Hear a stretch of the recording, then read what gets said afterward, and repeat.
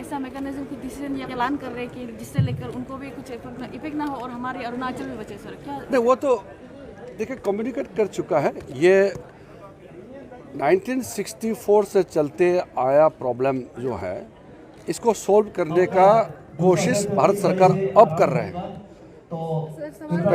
पहले कोई सरकार इस चीज़ को सोल्व करने के लिए सोचा ही नहीं था।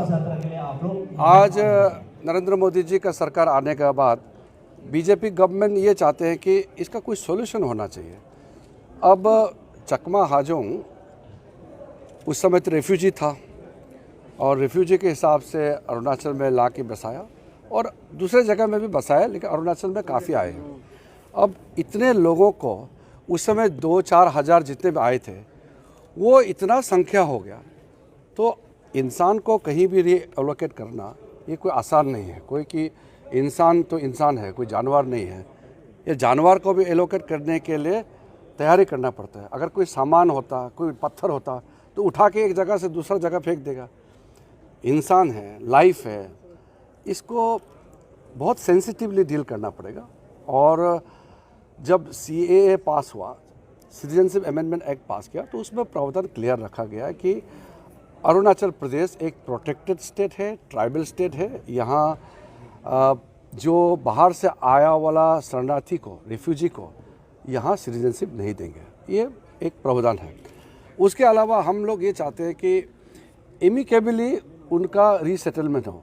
देखिए, चकमा हाजोंग में भी ये तो नहीं चाहेगा ना कि वो लाइफ टाइम अरुणाचल में रहें और वो टेंशन बढ़ाते रहें।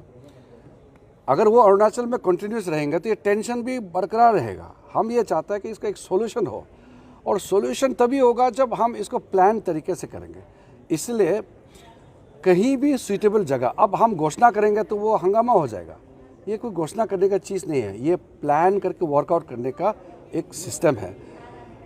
हमारे होम मिनिस्टर साहब अमित शाह जी इसको बहुत करीबी से और मैच्योर्ड वे से इसको आगे से वो गाइड कर रहे हैं कि किस तरीके से एलोकेशन, रीएलोकेशन और आइडेंटिफिकेशन ऑफ लोकेशंस, ये सारा एक प्रक्रिया है।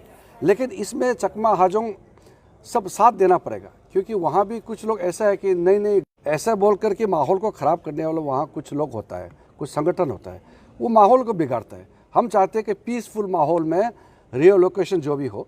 लेकिन जैसे मैंने कहा, ये 1 दिन 2 दिन में सामान जैसे उठा के फेंकने का चीज़ नहीं है। ह्यूमन ट्रेजेडी है, ह्यूमन एंगल होता है इसमें, ह्यूमन राइट्स होते हैं।